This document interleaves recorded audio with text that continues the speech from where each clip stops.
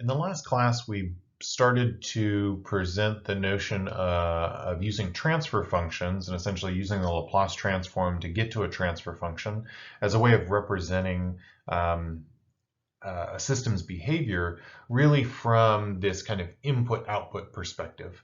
And that becomes important here because this alternative approach that we're going to talk about here, state space, is really a slightly different way of still showing input-output behavior, but also revealing how the internals work a bit more. And so from a transfer function point of view, we specify G, and that transfer function maps the input signal to the output signal.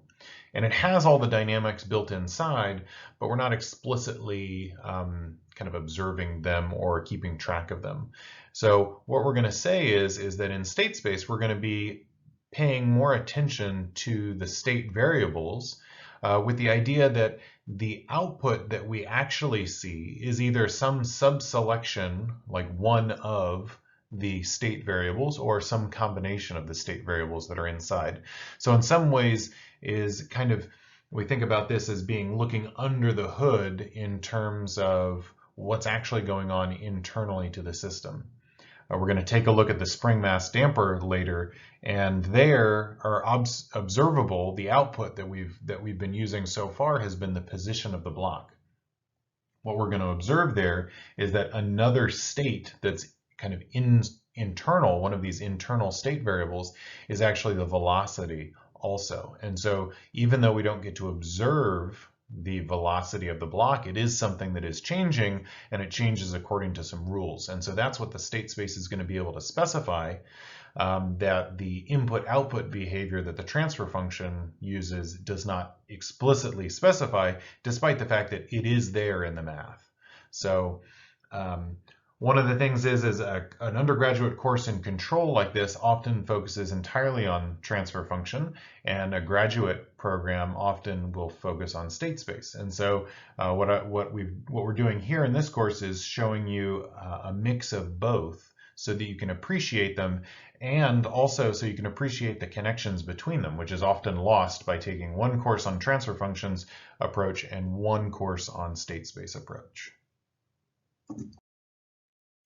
So when we think about representing a system in terms of its state space representation, what we're really doing is we're trying to represent an ordinary differential equation as a collection of coupled first-order differential equations. And so we've already seen some examples of when this is already true. But the idea is that by having a system of differential equations that are coupled together, we can represent that in vector format. And so we're going to collect all these states in a vector, and now this becomes a first order, so it means the highest order derivative is just one, and we just have one system of these equations.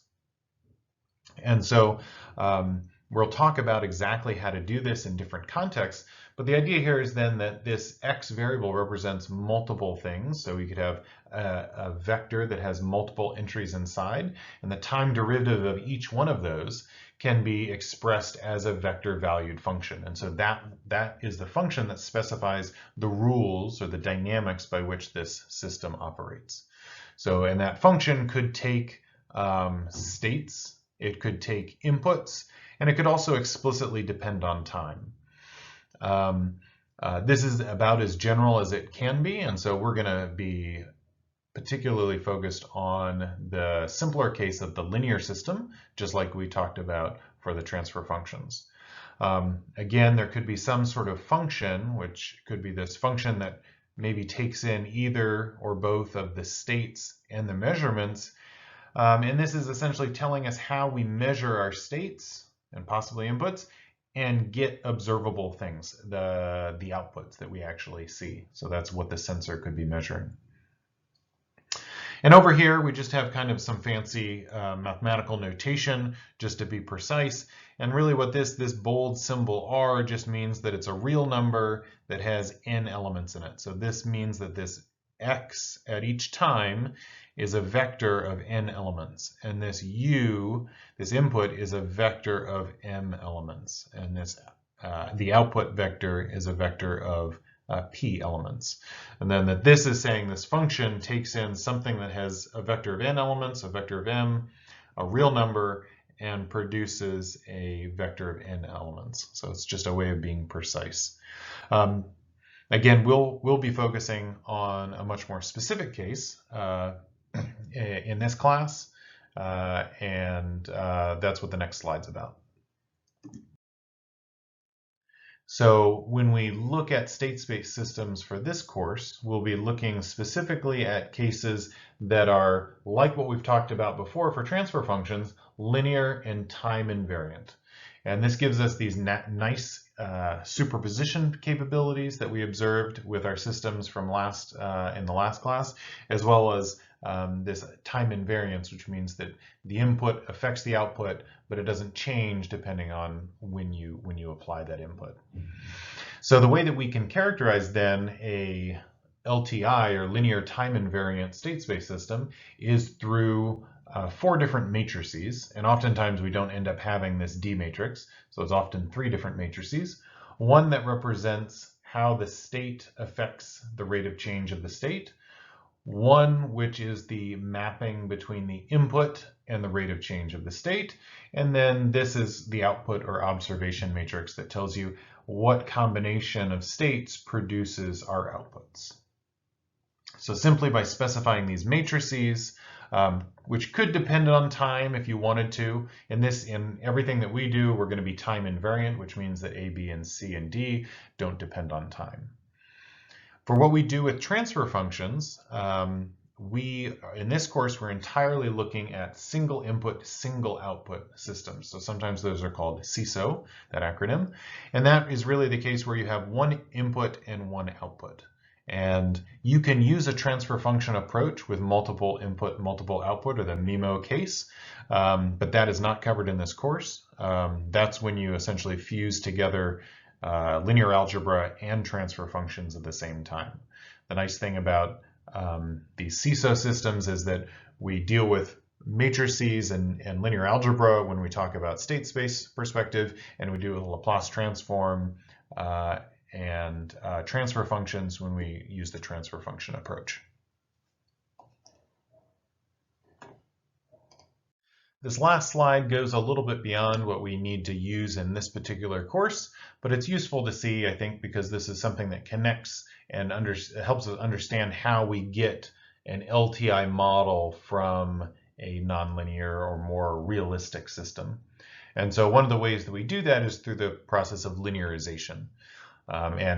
Many of the models that we'll use in this course have actually come out of linearization, because in general, systems end up behaving non-linearly, and so when we try to study them, we'd like to simplify those models sometimes in order to apply some of the techniques that we have in this course. So what typically we do is we find a spot. I'm going to call it an equilibrium here, but essentially this is just some state and some input set.